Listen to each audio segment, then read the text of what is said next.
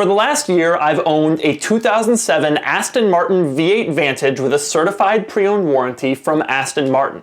And as of a few weeks ago, I have officially sold it. So today, I'm going to wrap up a year of Aston Martin ownership. I'm going to tell you all the numbers associated with my ownership of it. I'm going to tell you all of the things that I did with my car, and then I'm going to give you my conclusions about owning an Aston Martin for a year, something I've thought about a lot, both when I owned it and since I've sold it. First, I'll start with the numbers. During my year with my Aston Martin, I drove it 17,478 miles to 32 US states, plus the District of Columbia, plus Canada twice. That is a lot. The typical Aston Martin owner drives between 2,000 and 3,000 miles a year, so I feel like I really crammed a lot into my year of Aston Martin ownership, and I feel like I really got my money's worth. And I'm really happy I had the peace of mind of that bumper-to-bumper warranty to go along with me on all of my driving this year.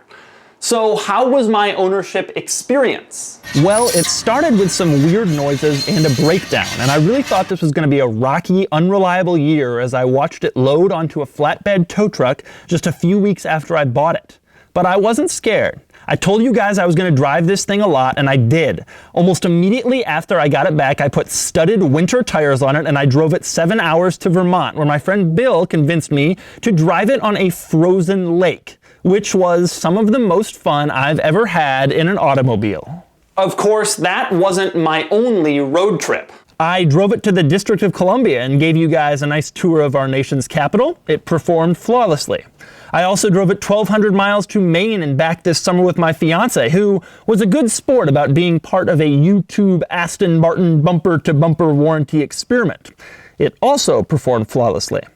And it also performed flawlessly on my crazy, wild, insane cross-country road trip where I drove it from the East Coast to the West Coast and back.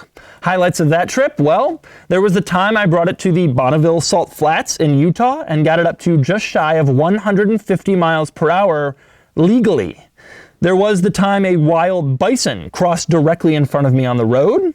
There was, of course, driving through all of the small towns where nobody's ever seen an Aston Martin. And there were 6 amazing meetups with my readers and viewers, including an especially magical one in Minneapolis. But I didn't just have fun with my Aston Martin on road trips. I compared it to a Porsche 911 Turbo and a Honda Odyssey. I got it stuck in the snow and tried to set it free with my camera tripod, which was very upsetting to a lot of viewers with no discernible sense of humor. I showed you all of its many quirks, and there were a lot of them. I had it appraised at CarMax. I showed you how people react to it when they see it on the street. I told you what it costs to own. And I explained the benefits and drawbacks of trying to daily drive an Aston Martin, which is something that many people ask me about. Oh, and well, there's this. Unlimited mileage, bumper-to-bumper warranty. An unlimited mileage, bumper-to-bumper warranty. Bumper-to-bumper, unlimited mile warranty. So I've done a lot of crazy stuff with my Aston Martin, and I've shown you everything there is to know about owning one. But what did I think of it? Well, after a year of driving, and I can safely say that I liked it, but I didn't love it. Yes, it's a great car, beautiful styling, great engine note, excellent interior.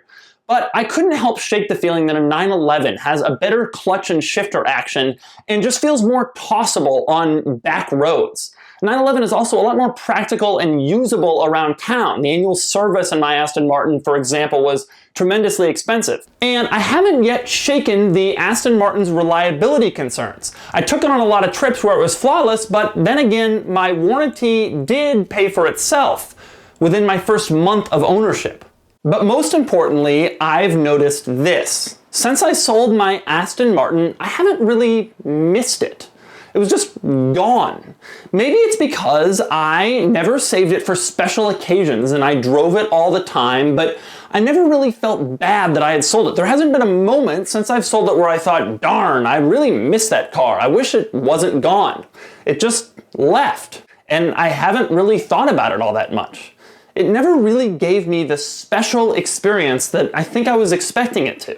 So that's what I think about my Aston Martin, and here are a couple more numbers. Over the last year, I've created 22 YouTube videos featuring it that total over 6.5 million views. And if you followed along since day one and watched all of the Aston Martin hijinks, I sincerely thank you. I also give my sincerest thanks to FC Kerbeck Aston Martin in New Jersey, and especially my service advisor, Eric Lau, who did an excellent job maintaining and repairing the car. It was one of the best dealership experiences I've ever had. Now that it's gone, of course, my Dodge Viper is here, and it's gonna stay for a while, but I need to replace the Aston Martin with something else, and I'll do a new Choose the Doug car competition in the next month or two. In the meantime, thank you very much for watching, and I hope you've enjoyed my crazy Aston Martin adventures. Yeah, I need a tow truck because I just broke down.